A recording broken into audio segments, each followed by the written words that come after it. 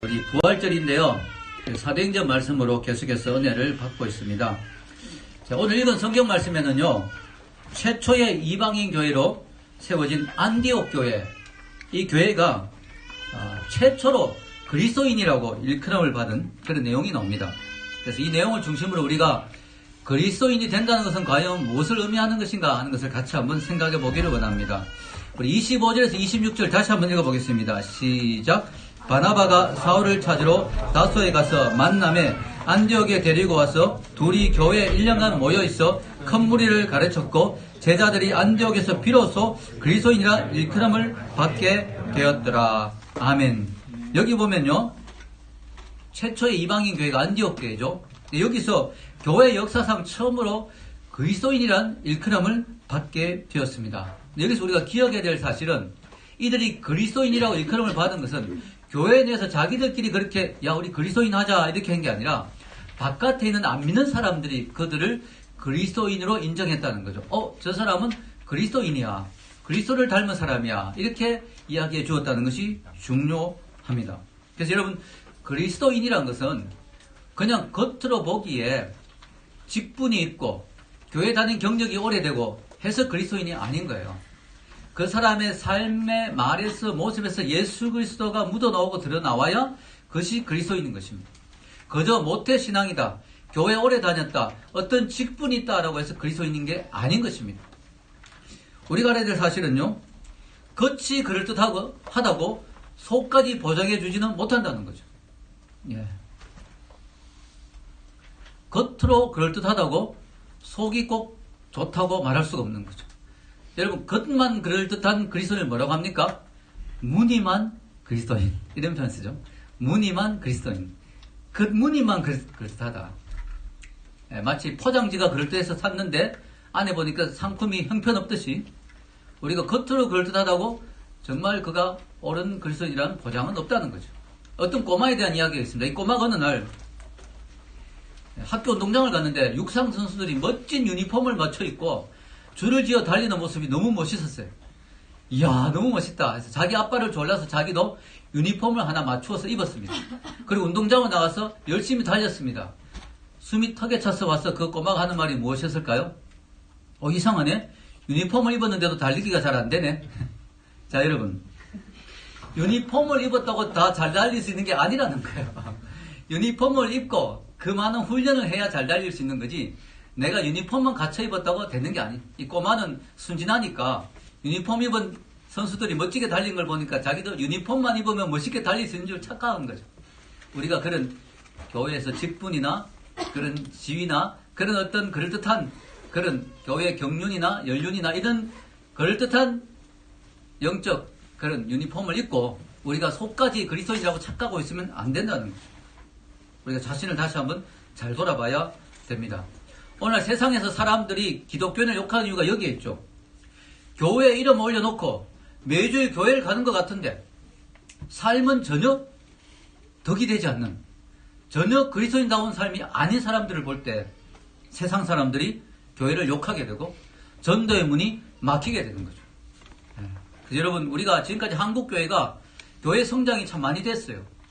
교회가 참 폭발적으로 성장하는 시기가 있었습니다. 80년대, 90년대까지, 초까지. 그런데 지금은 성장이 많이 멈추었죠.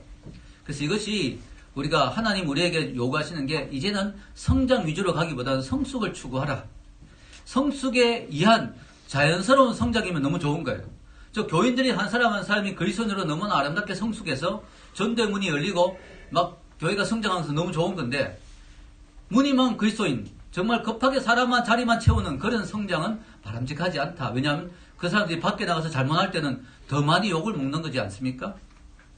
그래서 저는 한국교회 목사로서 저도 반성해야 된다고 생각해요. 목사들은 성장에 관심이 많거든요.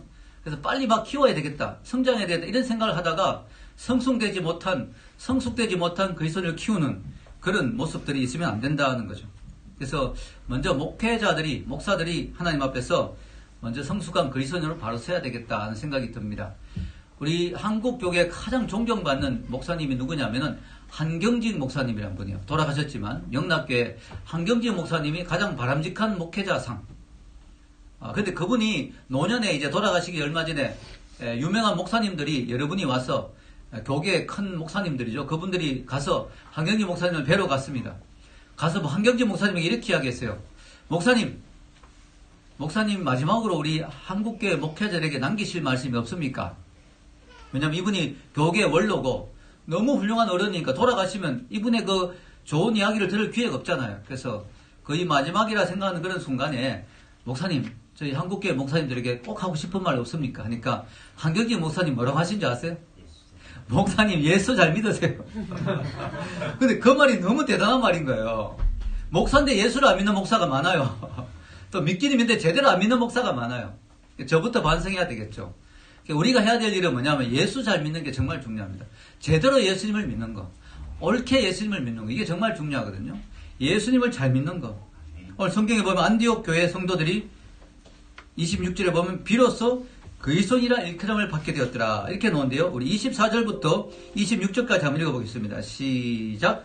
바나바는 착한 사람이요 성령과 믿음이 충만한 사람이라. 이에 큰 무리가 죽게 더하여지더라. 바나바가 사울을 찾으러 다소에 가서 만남에 안디옥에 데리고 와서 둘이 교회 1년간 모여있어 큰 무리를 가르쳤고 제자들이 안디옥에서 비로소 그리스도인이라 일컬음을 받게 되었더라. 아멘.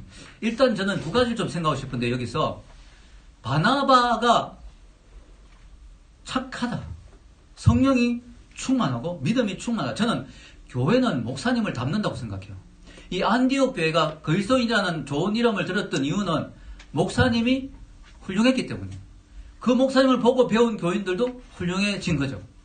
그래서 저는 교회 목사님의 역할이 참 중요하다고 생각해요. 왜냐하면 바울도 나를 본받으라 라고 했잖아요. 그래서 일단 목사님들이 저부터 시작해서 좀 착하고 믿음이 충만하고 성령이 충만하고 은혜로운 그런 목회자가 돼야 되겠다. 물론 여러분 셀리더도 마찬가지죠. 왜냐하면 셀원들이 셀리더를 닮으니까 우리 셀리더들도 더욱더 주님 앞에서 바른 모범적인 기독교인이 되도록 노력해야 되겠죠. 이런 모습이 필요하고 또 하나는요. 이 바나바가 훌륭한 목사님인데 바울을 데리고 왔어요. 그리고 바울과 함께 1년 동안 가르쳤어요. 가르치고 나니까 뭐라고 나와요? 비로소 그들이 그리스도인이라 일컬음을 받게 됐다. 저는 이게 중요하다고 생각해요. 그냥 목사님 훌륭하다고 자연적으로 되는 게 아니라 가르쳐야 돼요. 교회에서 계속 가르쳐야 돼요. 뭘 가르쳐야 되느냐? 교회 가면 우리 이런 것만 가르치면 안 돼요. 입을 크게 열라. 그러면 복을 많이 받는다.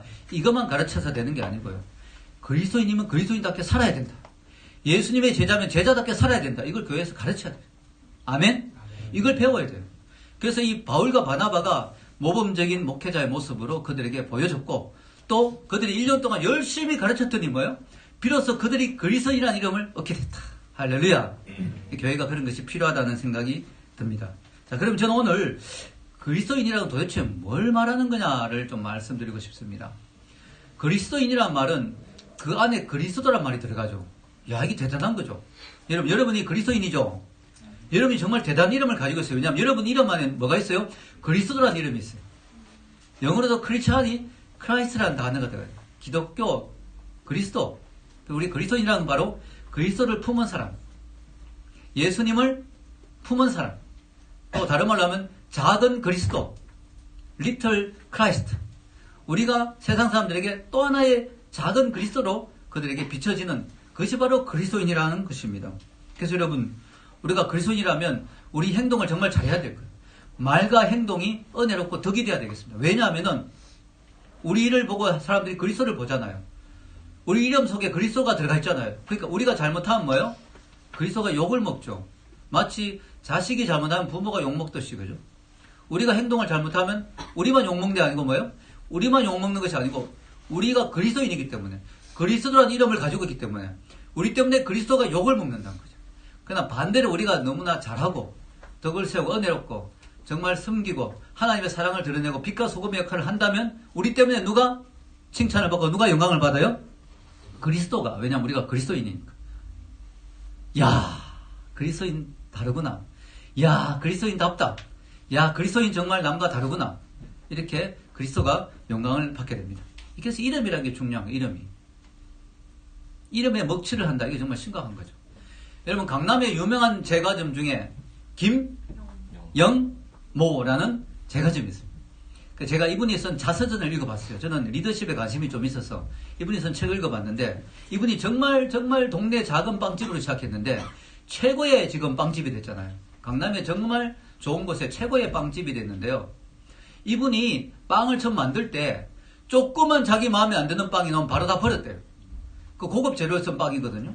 그 비싼 빵인데 조금만 모양이 마음에 안 들거나 조금만 맛이 좀 다르거나 이렇게 하면 바로 다 버렸대요.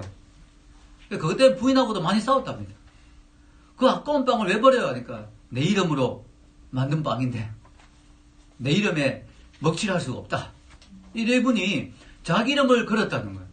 자기 이름 김용모를 걸었기 때문에 자기 빵을 대충 만들 수가 없었다는 거예요. 그러다 보니까 최고의 명장이 되었죠. 명장. 그냥 막 빵을 만드는데 마스터라는 소리를 들을 정도로 최고의 명장이 됐습니다. 그 이유는 그가 자기 이름을 내건 빵이었기 때문에. 그래서 부인이 막 많이 싸우고 했는데 나중에는 부인이 이렇게 설득했대요. 여보, 아까우니까 고아원 갖다 줍시다. 그래서 그때부터는 이제 고아원을 갖다 줬다고 합니다. 근데 그 전까지 버린 빵이 수백 트럭이 넘을 정도로 그렇게 많이 빵 버렸다. 네. 그래서 여러분, 수백 트럭까지는 아니겠습니다. 몇 트럭이 넘었다고 합니다. 제가 너무 흥분했어. 자, 여러분, 이름이 중요합니다. 이름을 걸었다는 것은 대단한 것이죠. 여러분이 정말 시시하게 살아서도 안 되는 게, 여러분 이름에 누가 들어가 있어요? 그리스도가 들어가 있다는 거예요. 아멘? 그리스도가 들어가 있다는 거예요. 여러분, 성경에 보면 이런 무서운 말이 있죠. 로마서 2장 24절 읽겠습니다. 시작. 기록된 바와 같이 하나님의 이름이 너희 때문에 이방인 중에서 모독을 받는도다. 지금 이 말씀이 그대로 이루어지고 있어요. 기독교인을 뭐라고 합니까? 멍멍교라고 하죠. 개독교 이러죠. 개독박멸, 바퀴벌레도 아니고 개독박멸 이런 말씀. 이게 정말 기독교인이 잘못해서 이렇게 된 거예요. 네. 잘한 기독교인도 많지만 하나님의 이름이 이방인들에게 모독을 받는 이런 일들이 정말 일어나고 있는 거예요. 지금 우리가 너무나 충격을 받을 수밖에 없습니다. 그래서 우리가 하나님 앞에서 우리가 그리스도라는 이름을 가지고 세상을 살 때 하나님의 영광 받기 위해서 우리가 어떻게 되냐, 세 가지를 기억해야 됩니다. 첫째, 그리스도를 믿어야 됩니다. 우리가 진실된 그리스도인이 되기 위한 세 가지. 첫째는 그리스도를 믿어야 된다. 왜냐? 아니, 그리스도인이 이름이 교회 다닌다고 그리스도인 이름이 그저 생긴다고 생각하면 안 됩니다. 왜냐면 교회를 오래 다녀도 우리 마음속에 그리스도를 받아들이지 않으면 우리 그리스도인이 아닌 거예요. 그냥 철치고 교회 교인이지 그리스도인은 아닌 것입니다. 그리스도인은 그리스도를 내 마음에 영접해야 돼요. 아멘? 내 마음에 영접해야 돼요. 민경이 같이 석 달밖에 안 다녀도 예수님을 영접했다면 그리스도인이에요. 아멘? 그러나 3년을 다니고 30년을 다녀도 예수님을 내 마음에 영접 안 했다면 여전히 나는 그리스도인이 아닌 거예요. 여러분, 빌리 선데이라는 유명한 부흥사가 이런 말을 했어요. 차고에서 잔다고, 차 세우는 차고에서 잔다고 차가 되는 것이 아니듯이 교회를 다닌다고 다 그리스도인이 되는 것은 아니다. 멋있는 말이죠. 차고에서 하룻밤 잤다고 내가 차가 되는 게 아니잖아. 차고에서 잔다고 차가 되는 게 아니듯이 그저 교회를 다닌다고 그리스도인이 되는 건 아니다. 예수님을 영접해야 되는 거예요. 사실 사회에 무리를 일으키고 문제가 많은 그리스도인을 보면 많은 경우에 무늬만 그리스도인, 예수님을 마음에 영접 안 한 경우가 많습니다. 예수님을 마음에 영접해야 되죠. 로마서 8장 9절에 이렇게 말하고 있습니다. 주보 읽겠습니다. 만일 너희 속에 하나님의 영이 거하시면 너희가 육신에 있지 아니하고 영에 있나니 누구든지 그리스도의 영이 없으면 그리스도의 사람이 아니라. 아멘. 그리스도는 이제 이 땅에 안 계십니다. 부활 성천하셨죠. 그러나 성령, 삼일체, 그리스도의 영이신 성령님이 이 땅에 계십니다. 그리고 예수님을 영접한다는 것은 바로 그리스도의 영이신 성령님을 내 마음에 받아들이는 거예요. 아멘. 성령님이 내 마음에 들어오시면서 그리스도의 영이 내 속에 들어오시면서 우리는 그리스도의 사람이 된 거예요. 그리스도인이 되는 겁니다. 그래서 우리가 진실된 그리스도인이 되려면 제일 먼저 예수님을 확실히 영접해야 된다. 거듭나야 된다. 그래야 우리가 그리스도인다운 삶을 살 수가 있다. 두 번째는 그리스도의 가치관을 소유해야 된다. 이게 정말 중요합니다. 이 가치관은 인생 내비게이션이죠. 사람은 자기 가치관대로 따라가게 돼 있잖아요. 자기가 중요하다고 생각하는 게 가치관이에요. 내 가치관에 중요하다는 걸 따라가게 돼 있어요. 그래서 예수님을 믿어도 세상적인 가치관을 그대로 가지고 있으면 여전히 그리스도인이 아닌 거죠. 여러분, 우리가 그런 경우 정말 많습니다. 예를 들어 어떤 연예인이 나는 그리스도인입니다 라고 공공연하게 말하고 다녔는데 알고 보니까 술 선전에 나오고 술 파는 선전에 나오고. 술이 얼마나 사람들 많이 해를 끼칩니까? 돈을 아무리 많이 준다 해도 그런 거 나가면 안 되죠. 어떤 영화 감독이 나는 집사입니다.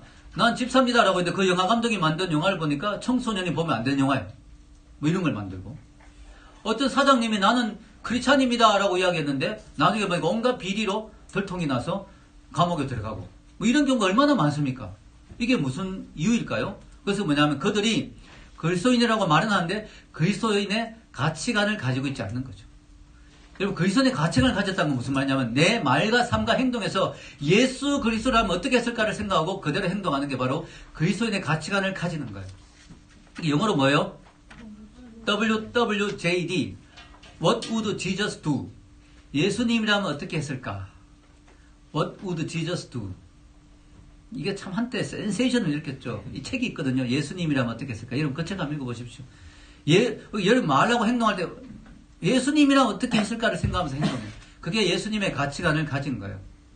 어떤 분은 최근에는 WWJD를 새롭게 적용하는 분도 있어요. What would Jesus do가 아니고 download. 예수님이라면 뭘 다운로드 했을까?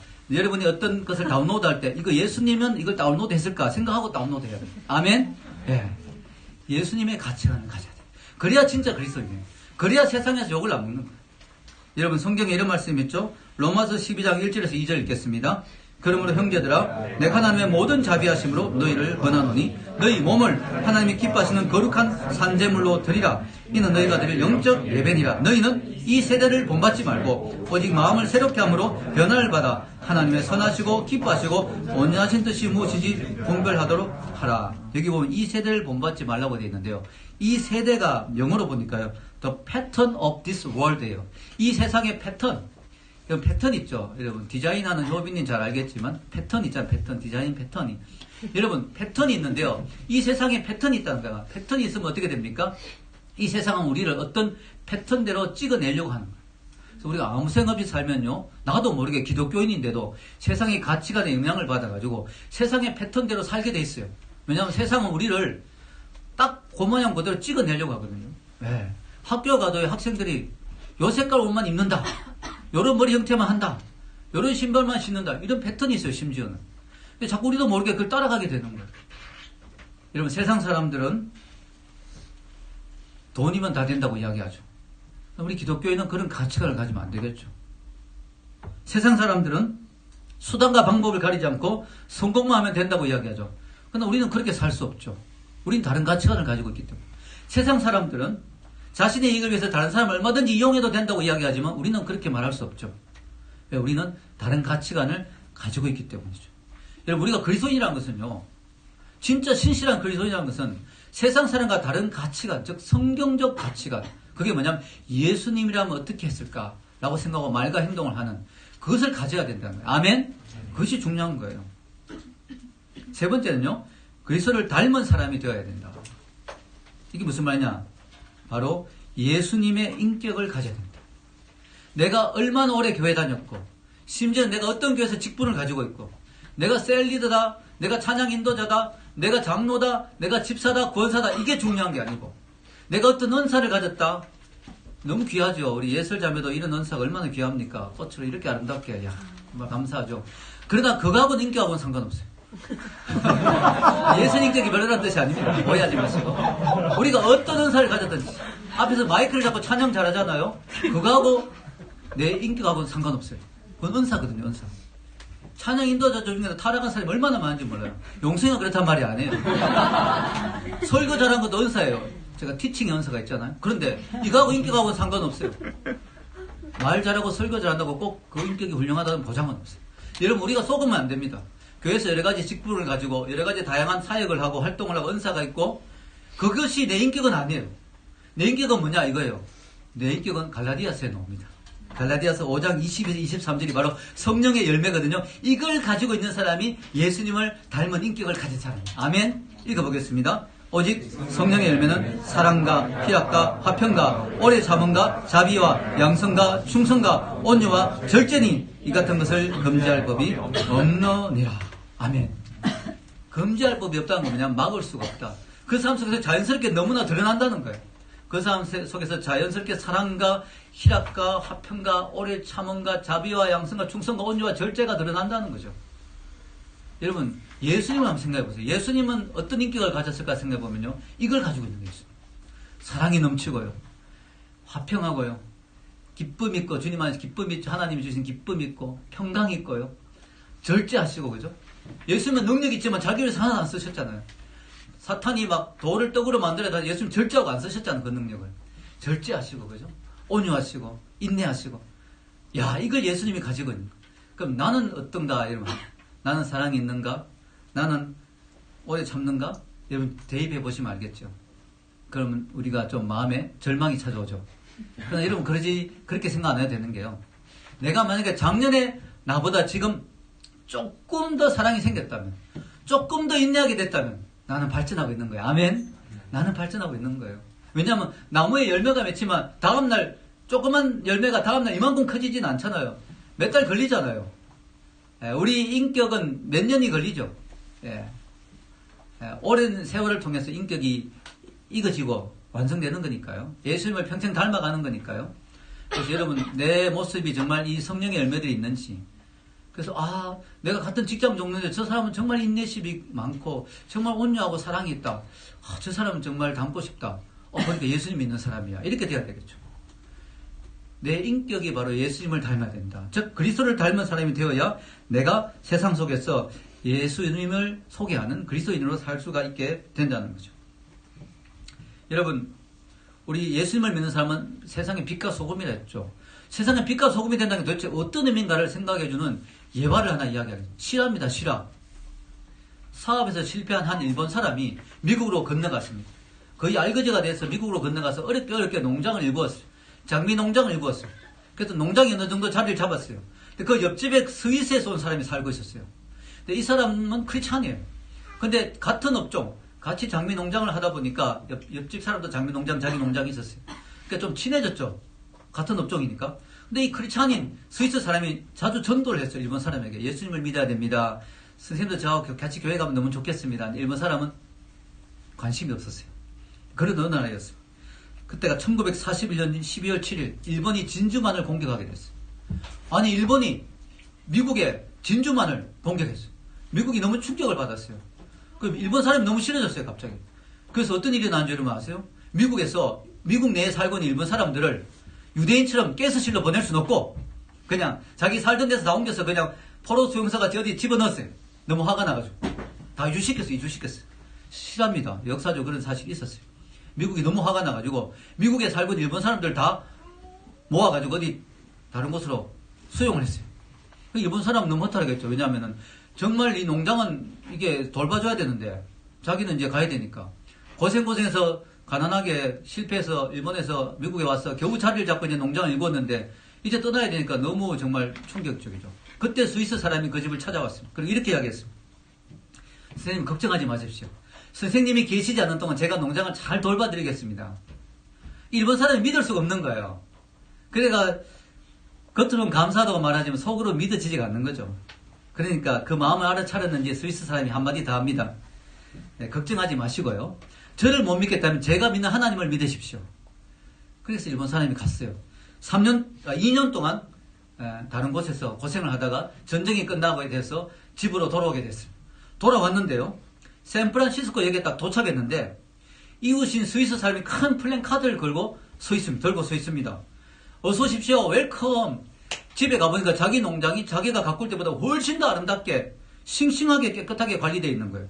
집에 들어가 보니까 장미 한 송이가 놓여있고 그 옆에 무엇이 있었습니다. 보니까 지금까지 자기 농장에서 온 수익을 모아놓은 통장이었습니다. 그리고 그 옆에 카드가 하나 있었는데 딱 두 줄이 적혀 있었어요. God loves you. 하나님은 당신을 사랑하십니다. You could start again. 당신은 다시 시작할 수 있습니다. 그걸 보는 순간 일본 사람이 무릎을 꿇었다고 합니다. 그리고 스위스 사람에게 이야기했습니다. 당신이 믿는 하나님을 나도 믿으려면 어떻게 해야 될까요? 그래서 전도가 된 거예요. 할렐루야. 이게 바로 그리스도인의 삶이에요. 아멘. 이게 바로 그리스도인의 삶이에요. 다른 삶에서 희생하고 헌신하고 섬기고 봉사해서 감동을 시키는 그것이 바로 그리스도인의 모습인 것이죠. 여러분 기억하십시오. 우리가 아무리 여러분이 신앙생활하면서 여러분이 아무리 타이틀이 화려한 걸 가지고 있더라도 여러분이 진정으로 세상 속에서 그리스도인다운 사람이다 라는 이름을 얻지 못했다면 여러분 인생 의미가 없어요.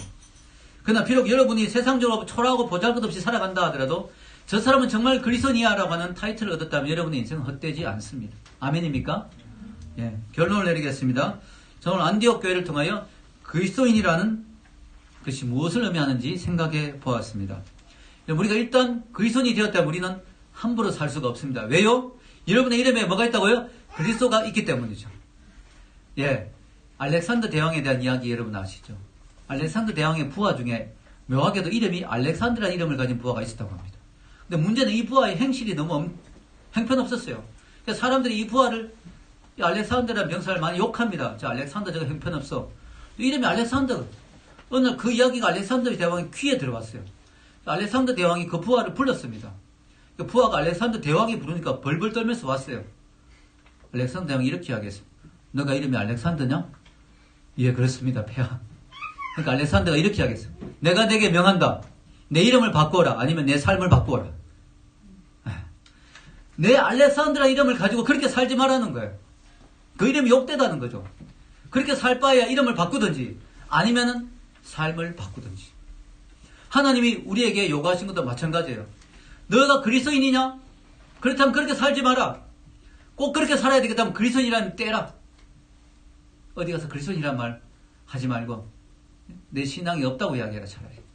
부끄럽지 않느냐 이거죠. 여러분 오늘 부활절이죠. 예수님이 이 땅에 오셔서 33년을 사시고 가장 아름다운 모범의 삶을 사시고 너무나 고귀한 인생을 사시고 우리가 어떻게 살아야 되는지를 보여주시고 그리고 십자가에 죽으시고 3일 만에 부활하시고 지금 성천하셨습니다. 이 땅에 예수님의 몸인 교회를 남겨두셨습니다.